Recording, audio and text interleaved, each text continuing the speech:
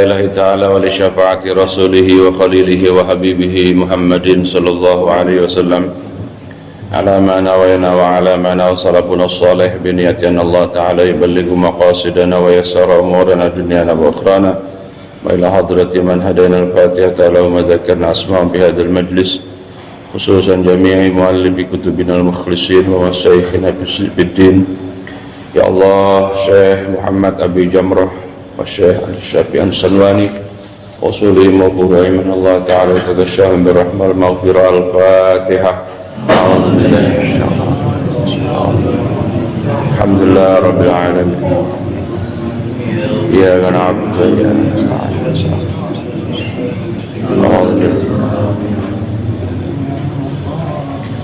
أعوذ بالله من الشيطان الرجيم. بسم الله الرحمن الرحيم. قال شيخ الإمام المؤلف رحمه الله تعالى وأدام النفع وببركة علومه في الدارين يا رب العالمين ويا مجيب السائلين. Hadis ke-17 An Ubadata ibni Tamimin, diriwayatkan dari sahabat Ubadah bin Tamim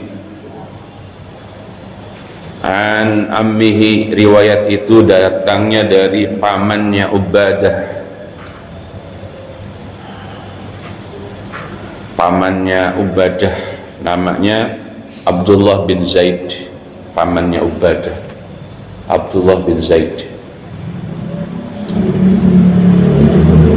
Riwayat tadi annahu, bahwasanya sya'an titik 3, yaitu apa bacaan itu? Sukya,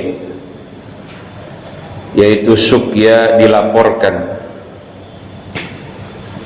ila Rasulillahi, kepada Rasulullah sallallahu alaihi wasallam. Siapa ar-rajulu, seorang laki-laki,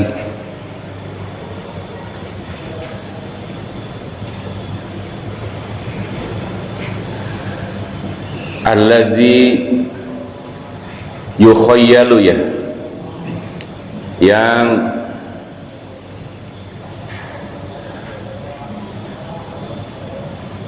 ya Allah ya Karim, yukhayyal, mana aslinya direkayasa, tapi maksudnya adalah terjadi sangkaan ilaihi, kepadanya rajul. Apa annahu, bahwasanya rajul yaitu yajidu, menjumpai atau menemukan ia rajul asyai'a, akan sesuatu. Yajidu tadi fis sholati, di dalam sholat. Faqala, maka bersabda Nabi Muhammad sallallahu alaihi wasallam, la yantakil, akan sabda la yantakil. Di situ la yantakil apa la tantakil? La yantakil, jangan, mana? Jangan pindah ia rajul. Aunya syakkun minar rawi, perawi hadis ini ragu, dengernya yantakil apa yansharif, aunya syakkun minar rawi, aula yansharif, atau jangan mingser. Mingser itu bahasa Betawi. Apa mingser itu? Wow. Ya, maknanya hampir sama dengan yantakil tadi ya. Udah tulis saja mingser, paling enak ya. La yansharif, tidak mingser siapa rajul, hatta yasma'a, sehingga mendengar ia rajul sautan, akan suara, au yajida, atau menjumpai ia rajul rihan, akan kentut. Ya Allah ya Karim, tapi saya maknain rihan ini maknanya bau, karena sudah ada sautan. Rihan maknanya bau. Apa maksudnya ini hadis? Ya Allah, hati-hati ya. hadis ini terlalu sederhana untuk kita jelaskan tanpa ada bantuan komentarnya para muhaddisin. Jadi ceritanya ini ada seorang laki-laki waktu sholat itu mengalami sesuatu yang meragukan. Lagi sholat tuh mengalami sesuatu yang apa? Meragukan. Apa yang diragukan itu waktu sholat itu kok seperti kentut. Seperti ini bukan kentut. Kentut sama seperti sama nggak? Kemudian cerita yang dialami oleh rajul, oleh seseorang itu dilaporkan kepada Rasulullah SAW. Seperti kita lah, Pak Ustadz, tadi saya maghrib sholat tuh kayak ragu, kayak kentut tapi kok gak ada suaranya, gitu ya. Lah bagaimana kalau kita mengalami yukhoyal tadi? Yukhoyal itu mananya iqa'ul iham. Apa?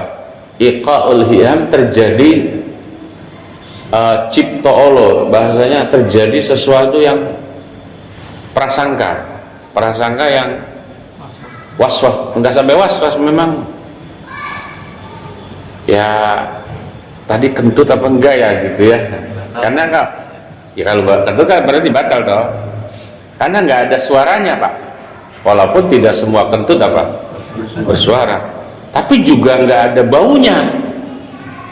Kan ada orang kentut tuh yo mematikan ya. Jadi nggak ada suara, tahu-tahu orang pada mabok. Jangan begitulah. Mendingan mana itu? Nggak bersuara tapi orang mabok, atau kenceng tapi nggak ada baunya? Mendingan mana itu? Mendingan mabok.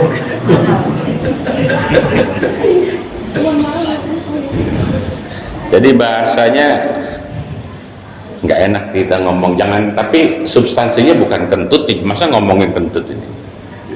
Substansinya kalau terjadi dalam sholat itu, perasaan itu akhirnya hadas atau tidak gitu ya. Kok kayak ada itu gitu, tapi kok nggak bersuara gitu ya, tapi juga bau. Bagaimana solusinya?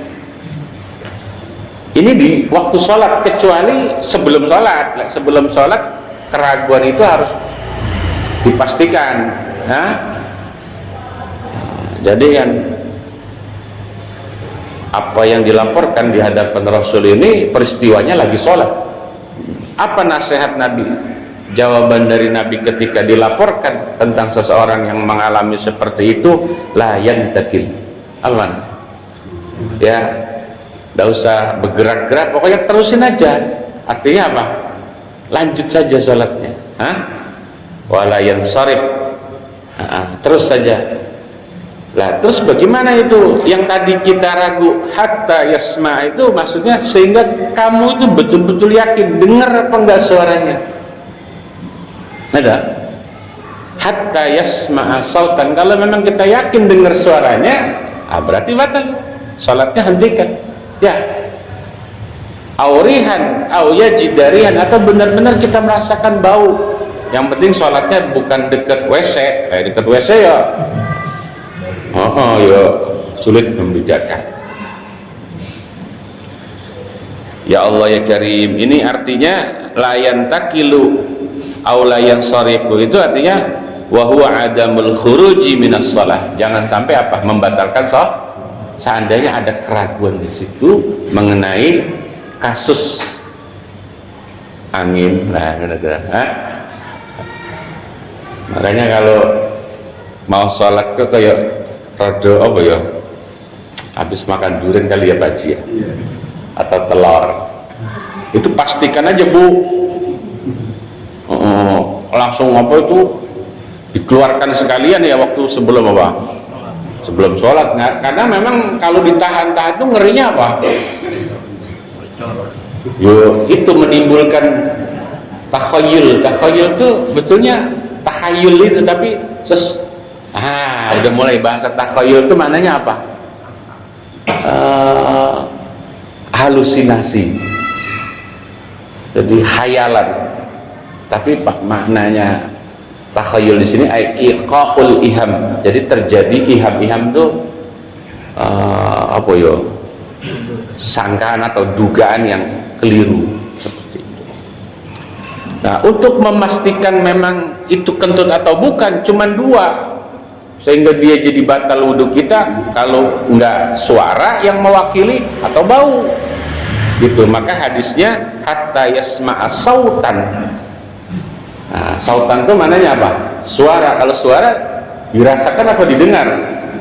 Nah, berarti sautan itu emang ada suara.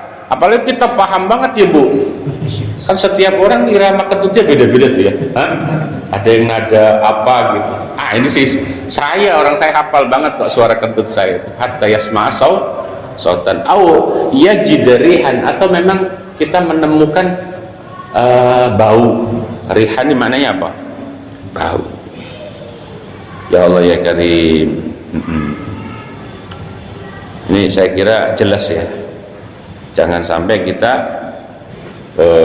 ragu ketika sholat. Terus ada komentar dari Imam Sanwani, al-murad annahu la yakhruju minas sholat illa idza tahaqqaqal hadath. Jadi hadis itu maksudnya kita membatalkan sholat itu apabila sudah tahaqqaqal hadath, memang sudah yakin, kedengeran tadi ada suaranya atau ada baunya lah itu.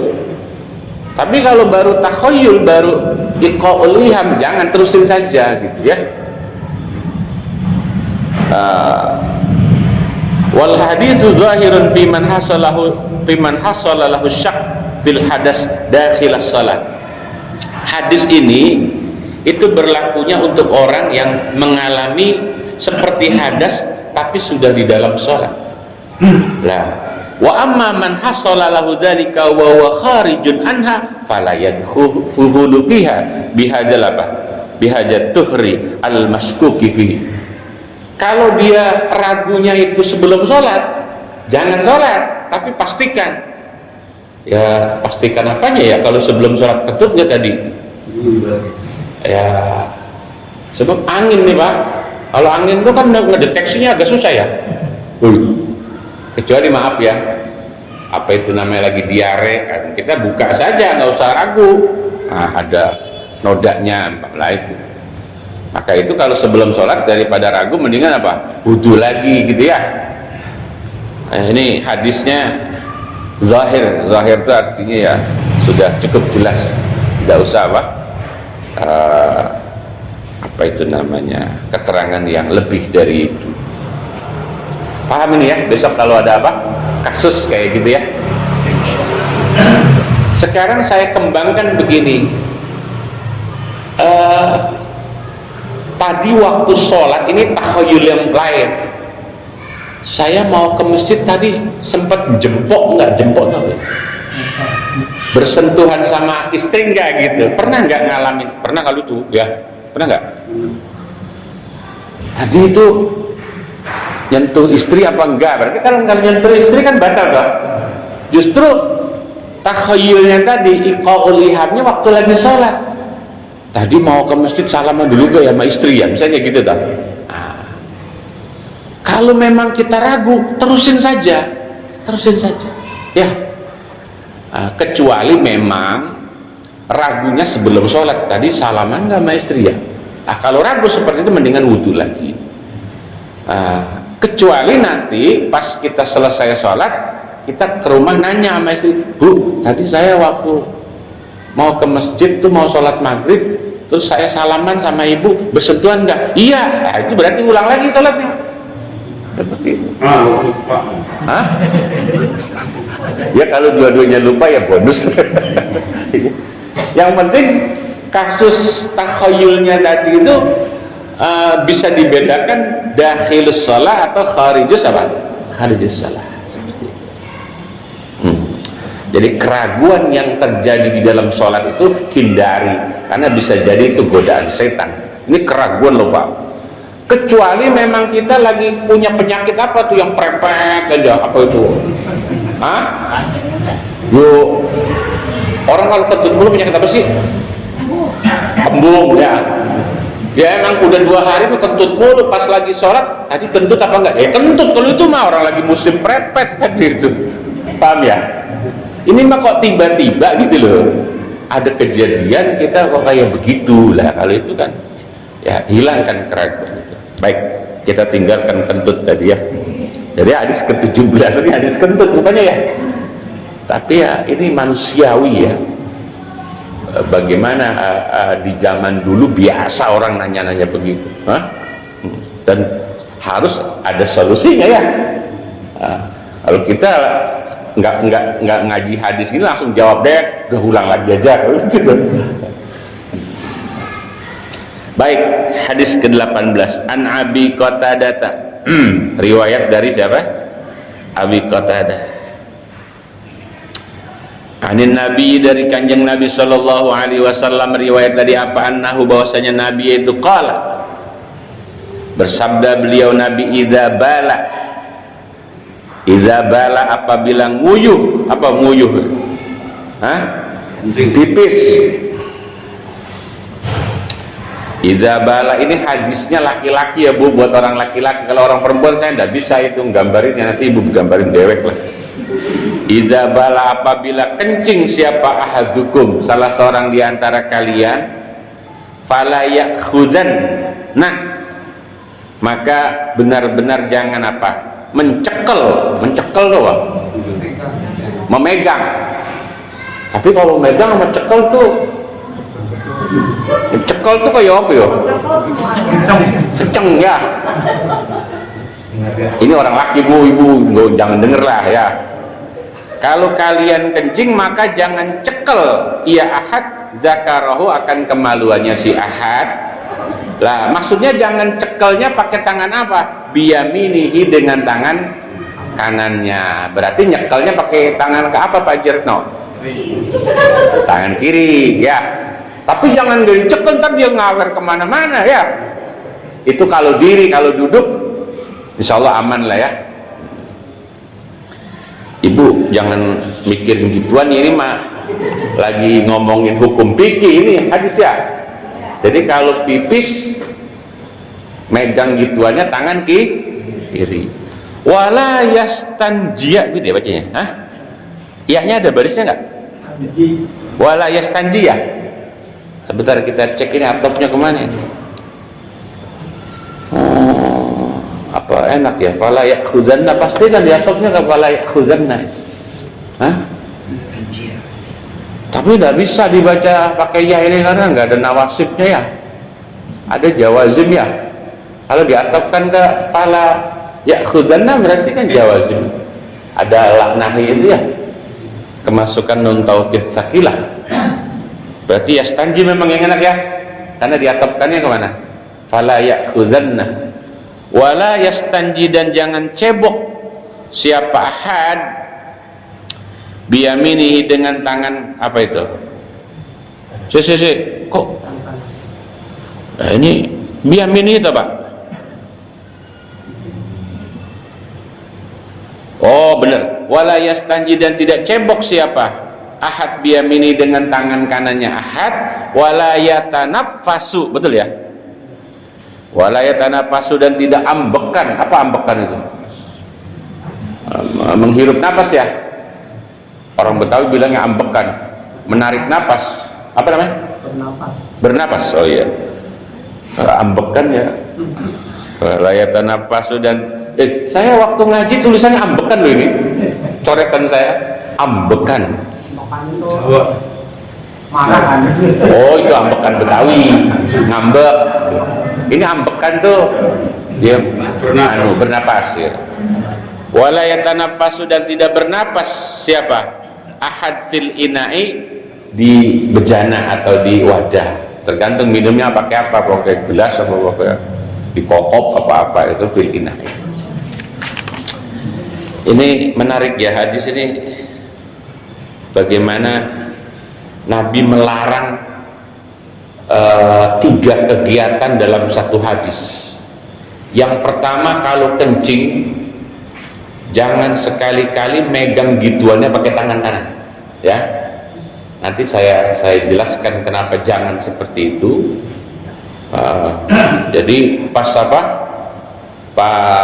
kencingnya pegangnya tangan kiri, ya. Nah, kemudian pas ceboknya juga jangan pakai tangan cebok pakai tangan kiri. Gitu. Ini tangan kiri tugasnya nggak enak ya, megangin sama nyebokin berarti ya. Nanti kan yang guyur apa? Tangan kanan. Gitu. Terus yang terakhir justru ini, kok Nabi habis ngomongin kencing, cebok, terus ngomongin apa? Jangan bernapas ketika apa? Minum. Yang napas itu, tapi kalau bernapas itu tidak cocok. Makna bernapas, ambek kan memang menghirup napas di bejana itu. Kalau minum bernapas mati loh Pak. Artinya lain bernapas sama tanafus itu beda. Tanafus itu mencuri napas itu. Jadi waktu, nah ini ya gelas nih, waktu saya minum saya gitu, tanafus namanya itu. Kalau napas ya biasa saja. Oke, kita tinggalin itu. Ini ada apa Nabi melarang 3 perkara, tapi ada hal yang janggal. Yang pertama begini, apa yang dilarang oleh Nabi ini berkenan dengan kebiasaan Nabi. Nah, kebiasaan Nabi itu dipantau oleh sahabat, akhirnya sahabat apa? Ngikut. Bagaimana? Apa waktu Nabi kencing sahabat ngikut? Bukan itu maksudnya. Saya baca ini komentarnya Imam Sanwani ya.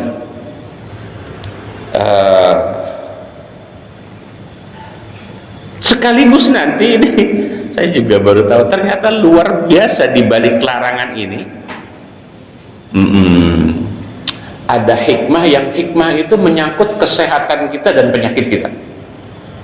Kita ngomongin apa itu biar cocok antara megang kemaluan, cebok, sama ngambil napas di gelas tuh waktu minum. Itu kan kayak kurang pas gitu. Lah fal mu'minu, apa itu? Bisodadi hadzal fi'li fa'alahul Mustafa sallallahu alaihi wasallam ada basyurbi likaunihi istahdarahu fi hadzal waqti wa qawluhu bla bla bla bla bla li'annahu bla bla bla bla. Saya cepetin saja. Ya Allah ya Karim, mana itu hilang? Ya Allah ya Karim.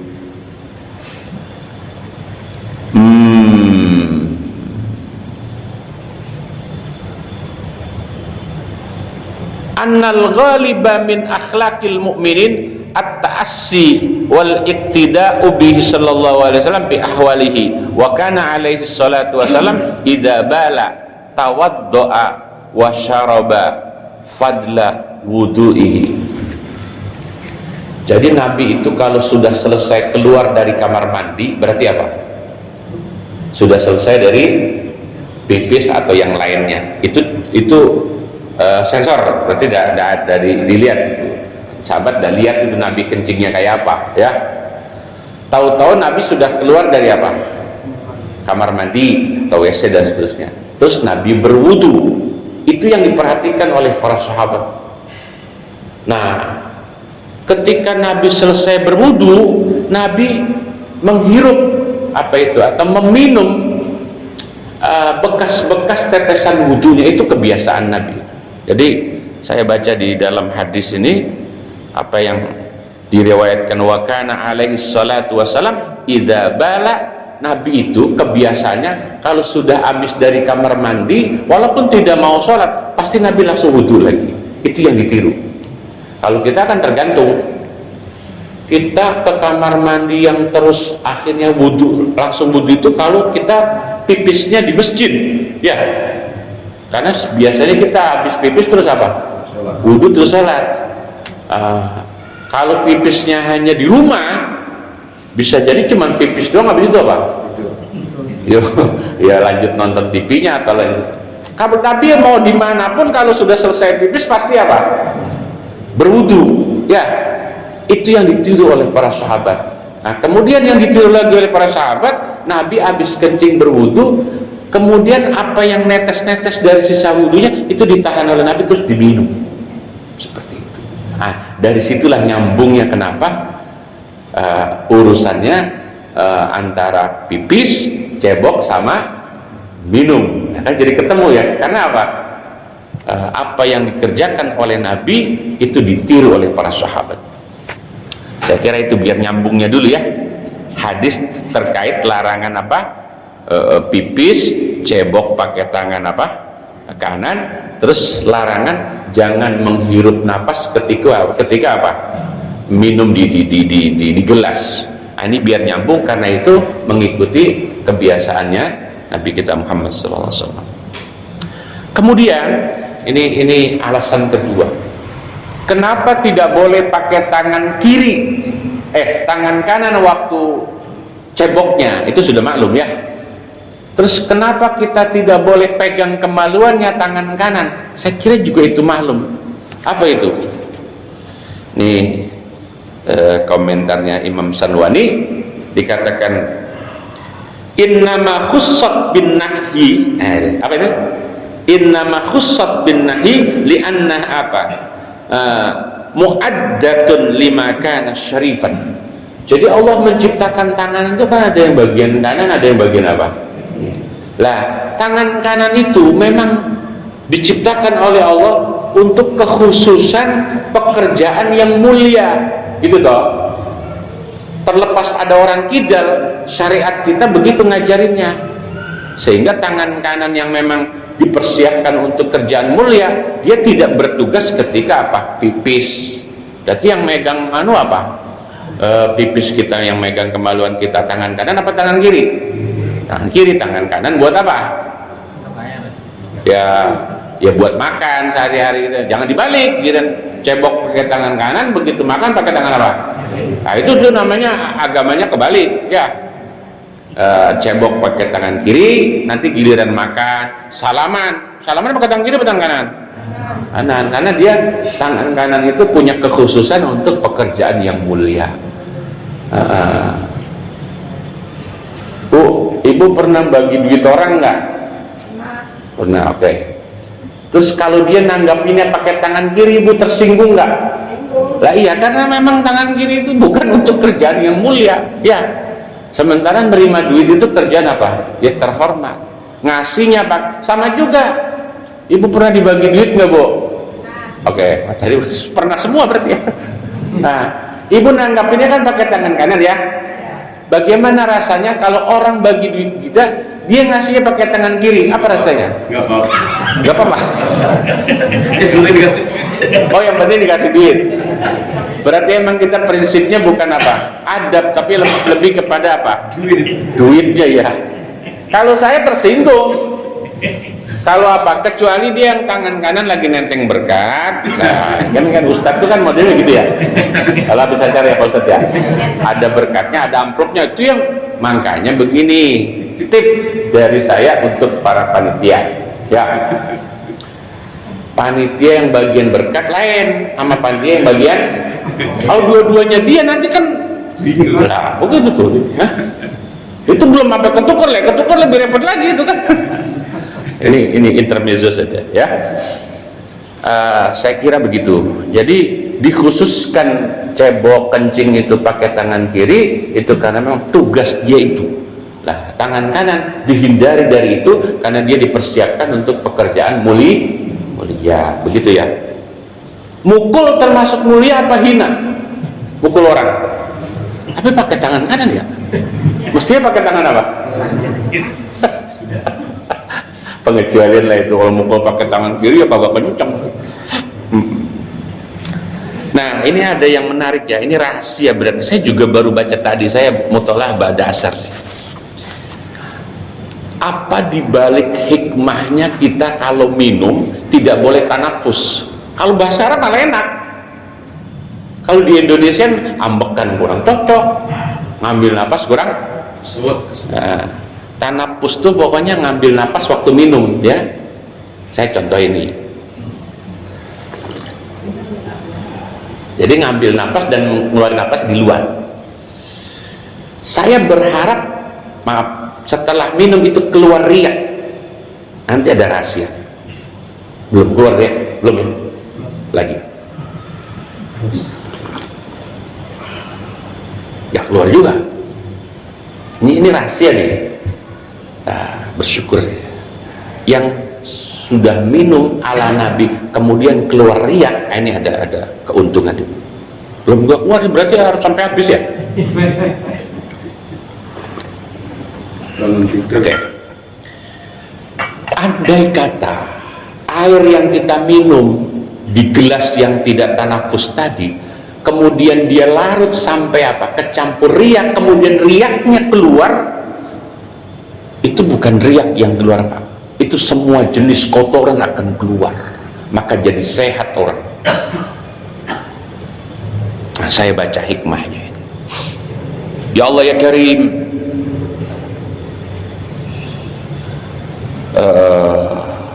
wahadan nahyu litta'dib, asalnya larangan minum sambil tanapus itu karena etika saja, asalnya begitu saja.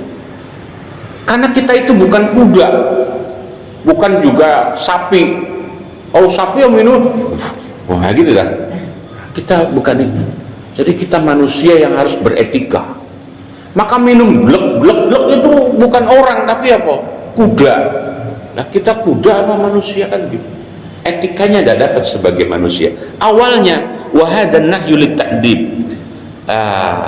Tapi di balik takdib itu, etika itu ada tujuan yang lain. Li ajli iradatil mubalaghati fin nazafah.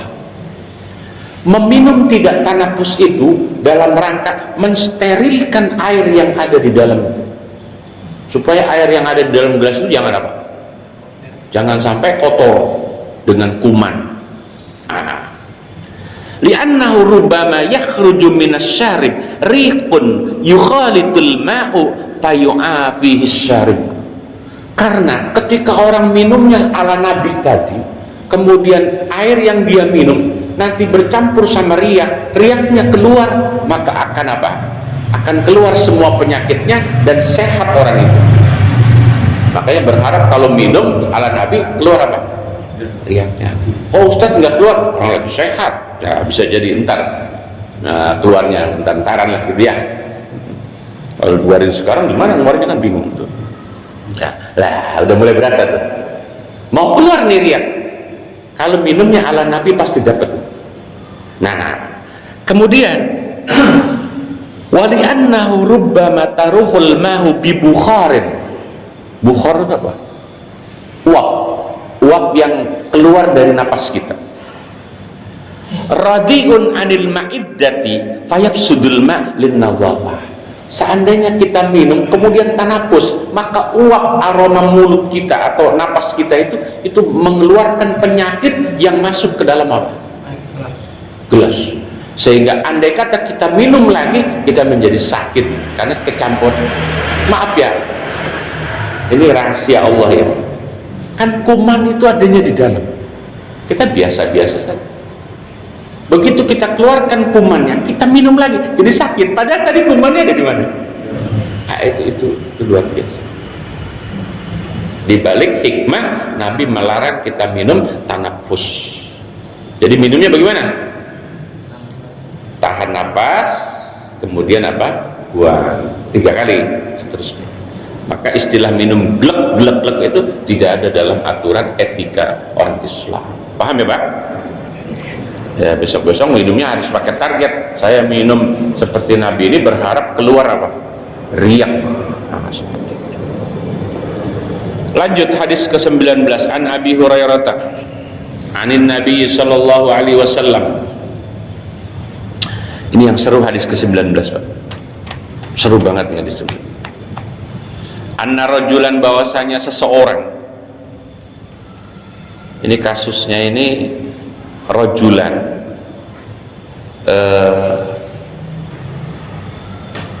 Nabi menceritakan akan seseorang yang hidup di zaman Bani Israel. berarti peristiwanya udah lama sekali. Anna rajulan ay min bani Israel, begitu ditambahinnya begitu. Anna rajulan, bahwasanya seseorang di zaman Bani Israel, yaitu ro'a, apa ro'a? Melihat ia rajul kalban, akan anjing. Lah, yang disaksikan oleh orang laki-laki di zaman Bani Israel itu yakulu, hal keadaan sedang memakan ia kalbun, asara. Apa asara itu? Debu. Di riwayat lain yalhasu, sedang menjilat-jilat debu. Apa penyebabnya? Itu bacanya minal atas apa manal atas? Minal atasi. Minnya bimakna apa? Ta'lil. Minal atasi, karena kehausan. Ini kejadian ada anjing apa? Lagi jilatin debu karena saking hausnya. Nggak ada lain kecuali itu. Itu disaksikan oleh orang laki-laki di zaman Bani. Ini cerita Nabi. Fa'akhadha, inisiatif langsung. Fa'akhadha, kemudian mengambil siapa ar-rajulu, laki-laki tadi, menyaksikan apa? Anjing kehausan, khuffahu, akan sepatunya siapa? Si rajul tadi. Fajala, kemudian memulai siapa rajul, yaitu yagribu itu menyendok siapa rajul lahu, untuknya si kalbun tadi, bihi, menggunakan khuf. Lah itu bahasanya yang paling enak. Akhirnya sama orang laki-laki dicopot sepatunya, diambil apa? Air yang ada di sumur itu pakai sepatu. Untuk siapa itu air yang di sepatu itu? Untuk anjing yang sedang kehausan. Hatta arwa'ahu, begitu bacanya. Apa Pak? Arwahu apa arwa'ahu? Nggak ada alifnya, nggak ada fathahnya ya. Hatta arwahu, sehingga membuat seger siapa rajul akan kalbun. Iyalah, namanya sudah diberi minum, akhirnya kalbingnya apa? Seger. Fasyakara, menyaksikan itu, kata Nabi, kemudian memuji. Awas, fasyakara maknanya di sini apa? Memuji. Fa'asna maknanya fasyakara, kemudian memuji siapa Allah lahu, baginya si rajul tadi, yang akhirnya cerita Nabi fa'adkhalahu, maka memasukkan siapa Allah akan si rajul al jannata, akan ahli surga. Maknanya begitu, jangan bilang masukin surga, jangan, tapi al jannata, akan ahli surga. Sebetulnya yang populer bukan ini hadisnya, walaupun ini hadis Bukhari. Yang populer itu riwayat Muslim, cerita ada wanita penzina, ingat gak? Itu yang populer, malah itu yang hadis riwayat Muslim. Wanita penzina menyaksikan anjing sedang apa? Kehausan.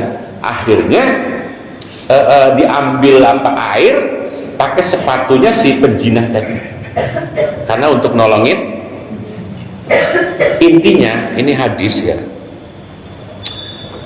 Bagaimana, ada dua sebetulnya yang saya mau angkat ya. Mudah-mudahan waktunya cukup. Yang pertama, Allah menganugerahkan kemuliaan seseorang itu bisa lewat cara apapun. Itu yang paling pertama.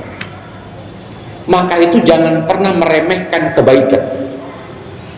Ini sudah goyah menurut saya.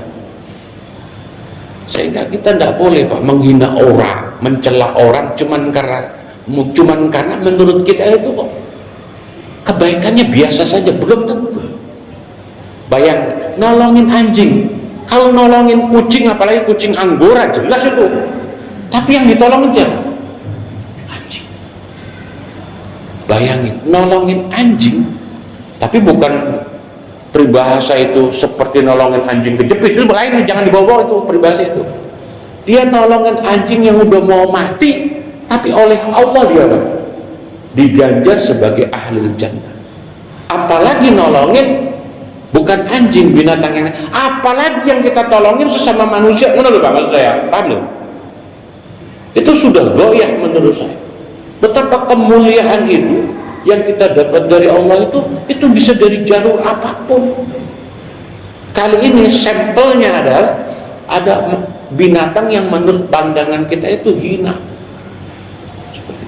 Makanya Erick Thohir lagi ngamuk nih, bukan gara-gara Messi nggak datang, Tapi apa? Pegawai Pertamina melempar anjing ke kandang buaya. Lagi ngamuk-ngamuk. Mungkin dia habis ngaji hadis ini kali ini. Lagi marah itu pegawai Pertamina. Jadi ada anjing dilemparin ke kandang buaya. Itu dimarahin. Suruh cari pelakunya siapa. Ya Allah. Atau kalau kita mau keluar dikit, bahwa kita itu kalau mau jujur ya, kalau kita sudah merasa hina, Pak, menurut saya itu bagus. Kalau orang merasa hina itu bagus. Yang penting Allah tidak menghinakan kita. Merasa hina itu kan ya positif kalau saya. Ketimbang orang merasa baik itu yang negatif. Karena gini, sebetulnya kita itu sudah mulia, Pak. Karena apa? Takdir Allah kita jadi manusia. Lah manusia itu kan makhluk paling mulia, Pak. Tapi ingat, kemuliaan kita sebagai manusia bisa hilang, bisa hilang itu. Bahkan kalau boleh jujur, kita itu malu sama anjing yang diangkat kisahnya di dalam surat Al-Kahfi. Siapa itu? Anjingnya siapa? Ashabul, namanya apa? Qitmir. Nah, ini penting buat saya, sisi kemanusiaan kita itu jangan cuman apa? Kebaikan itu parameternya kita. Ternyata di agama ini banyak sisi-sisi yang di luar jangkauan kita tentang kebaikan. Maka ini kata Allah yarham Yemi Gusmi itu ngomong, puncak kebaikan orang itu ketika dia merasa orang semuanya baik. Saya pernah mengutip itu, kemudian pernah baca itu, ternyata beliau mengutip pendapatnya Syekh Abdul Wahab Asy'arani. Saya ulang, puncak kebaikan manusia itu adalah ketika dia memandang semua manusia baik. Kata siapa? Yaimi mengutip pendapat Syekh Abdul Wahab Asy'arani, kitabnya Al-Minahus Saniyah. Itu tasawuf tinggi sekali. Bahwa ada orang jahat itu urusan dia sama Allah, kita tidak perlu.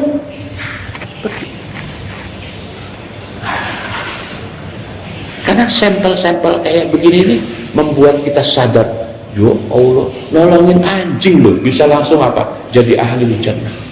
Itu hikmah pertama. Yang kedua, saya mau angkat secara hukum.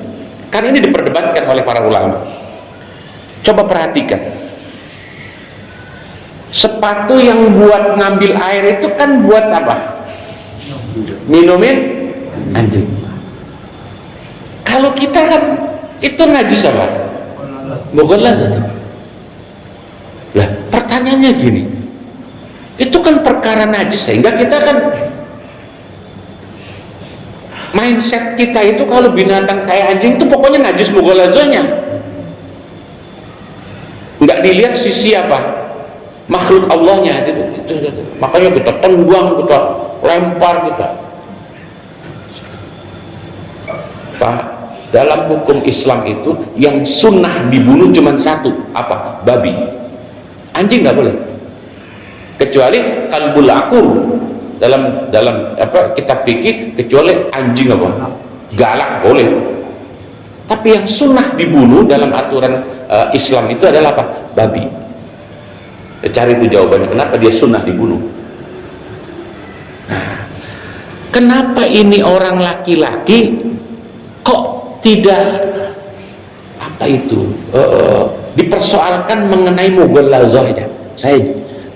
Saya mau angkat beberapa kasus. Mazhab ahli sunnah wal jamaah ada satu yang menyatakan bahwa anjing itu tidak najis. Ini boleh dicatat ya. Ternyata di kalangan 4 mazhab itu ada satu imam yang mengatakan anjing tidak najis. Apalagi kategori mughalazah. Imam siapa yang dimaksud? Imam Malik. Maka cerita yang populer ada seorang apa? Waliullah itu menggendong atau apa? Memangku anjing, itu karena mazhab Malik. Waliullahnya itu. Loh, ceritanya Imam Malik satu dari 4 mazhab ahli sunnah, Pak. Nah, kita Syafi'i, jangan ikut Imam Malik. Walaupun Imam Malik gurunya siapa? Syafi'i. Cuman Imam Syafi'i sebagai guru itu tidak dipakai pendapatnya oleh Imam Syafi'i sebagai murid. Lah Imam Malik ditanya, kenapa Anda mengatakan anjing itu tidak najis? Lah banyak hadis yang menjelaskan, termasuk hadis ini riwayat Bukhari, bahwasanya apa? Kasus seorang laki-laki di zaman Bani Israel itu membantu anjing tanpa ada persoalan najisnya. Oh, kalau itu maksudnya, ya, kata Imam Syafi'i, syariat najis mughalladh tidak berlaku waktu di zaman Nabi Musa alaihissalam. Jadi hadis itu masih apa? Muhtamil, masih ya, banyak opsi, banyak kemungkinan. Sehingga syariatnya Nabi Musa mengatakan apa? Bahwa najis tidak, anjing bukan mughalladh. Kita Imam Syafi'i mughalladh. Tapi ketika Imam Malik dibantah seperti itu, beliau ngeluarin hadis lagi. Ada hadis yang, maaf, menurut saya ini akan viral kalau saya baca ini begini. Ini hadis riwayat Imam Malik ya, dalam rangka membela diri. Ada hadis riwayat Muslim. Bukan Muslim, ini hadis apa? Dari Imam Malik. Qala Syekhul Ajhuri, wa dalilul Imam Malik ala taharatil qalbi annal kilaba kanat tuqabbilu wa tudabbiru fi Masjidil Mustafa. Jadi Imam Malik pernah meriwayatkan hadis tentang ada anjing yang bolak-balik di masjid Nabi Muhammad SAW. Jadi ada riwayat seperti itu. Ini pedomannya Imam Malik yang kekeh mengatakan kalau anjing tidak mughalladh. Jadi dia melihat ada anjing bolak-balik di sekitar masjid Nabi Muhammad SAW. Nah, kata Imam Malik, ya Allah ya Karim, wa min sya'tiha wad'u afwahiha bil ardi. Teorinya namanya anjing bolak-balik ke masjid, pasti dia jilatin apa? Sendal, dia jilatin apa? Pagar, dia jilatin. Nah, itu kata Imam Malik. Lah, hanya masalahnya walam ya'mur alaihi salatu wassalam bi ikhrajiha wala bi ghusli ma massathu min ardil masjid. Pintar. Di dalam peristiwa itu hadis, Nabi tidak pernah menyuruh sahabat untuk membersihkan apa yang dijilat oleh anjing itu. Awas nih, jangan dipakai hadis ini kalau sudah bermazhab Syafi'i. Itu juga akhirnya di beberapa daerah, terutama Jawa Barat dan Padang, itu memelihara anjing. Bener kan? Walaupun saya tanya jawabannya selalu begitu, untuk berburu, betul ya? Paling enggak Bapak sudah punya jawaban sekarang. Oh, pantesan orang teh ke Tasik kayak kirik tuh. Itu berkeliaran kirik tuh. Saya pernah di Batu Sangkar ya, di daerah Sumatera, itu ya kirik banyak. Anjing-anjing. Ya karena saya mazhabnya Syafi'i, saya minta sama Sahibul Bait, selama saya tinggal di sini tolong kandangin anjing. Karena apa? Ya di dalam dulu saya belum baca ini kitab ini. Awas Pak ya, ini jangan dipopulerkan hadis ini. Minimal kita tahu kalau ada cerita tentang sosok ulama berurusan sama anjing, bisa jadi dia apa? Mazhab Malik. Bapak mazhabnya Malik apa Syafi'i? Apa enggak bermazhab? Menurut Bapak anjing najisnya mughalladh atau tidak najis? Itu kata siapa? Syafi'i. Bertentangan dengan Malik. Nah, oleh Imam Syafi'i apa yang disampaikan, makanya kan ini guru sama murid aja-aja nih. Kata Imam Syafi'i, Mas Guru, hadis itu sudah mansuh secara hukum. Imam Syafi'i di antara 4 mazhab ini paling pintar Imam Syafi'i, ada lagi. Imam Syafi'i itu paling pintar. hadis yang tadi mengenai ada anjing keliling di dekat masjid Nabi itu hadisnya sudah mansukh, secara hukum sudah tidak berlaku lagi. Lah hadis yang menghapus itu ada, sehingga oleh Imam Syafi'i dikemukakan hadis yang menghapus status. Atau begini, wa yumkinu ayyuqala yahtamilu alla yakuna hunaka rutubah. Bisa jadi anjing yang ada di keliling masjid Nabi itu memang tidak rutubah. Tidak rutubah itu apa? Tidak basah. Ingat, ini anjing di Arab yang cenderung panas. Beda anjing di Cianjur. Ya, mainnya di mana? Mainnya di mana?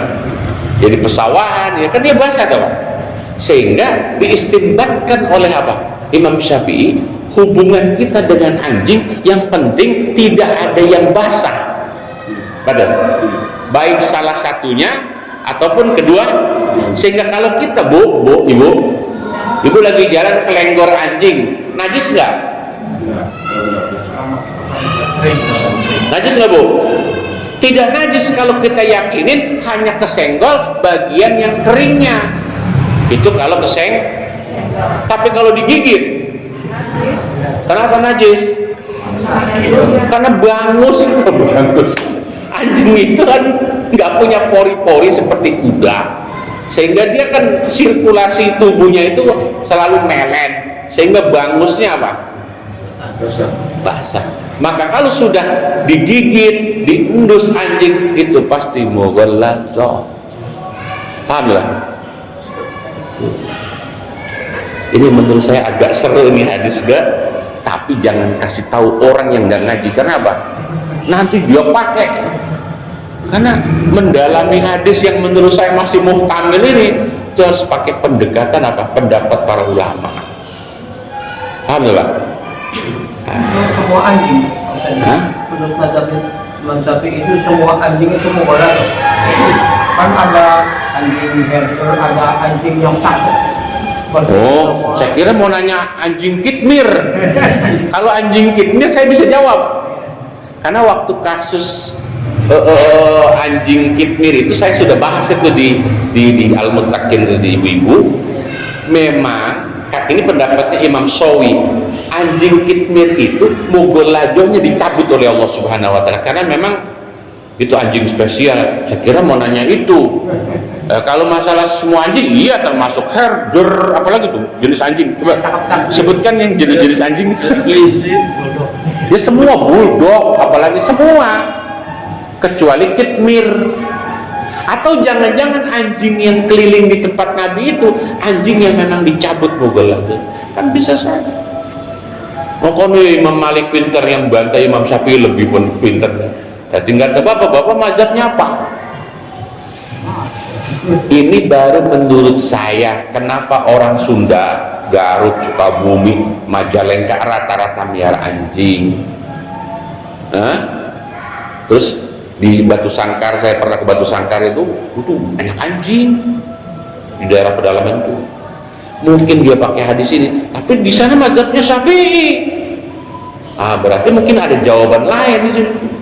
Silahkan ditanya itu ya, orang Garut, orang Ciamis, kenapa dia miara anjing? Kita itu juga banyak baca hadis tentang apa? Anjing. Allah tidak apa? Menurunkan rahmat, ya. Malaikat rahmat tidak apa? Tidak berkunjung ke sebuah rumah yang di rumahnya apa? Ada anjingnya. Aduh. Ya Allah. Hadis ke-20 ini cerita orang sholat nguap mulu. Nguap itu apa?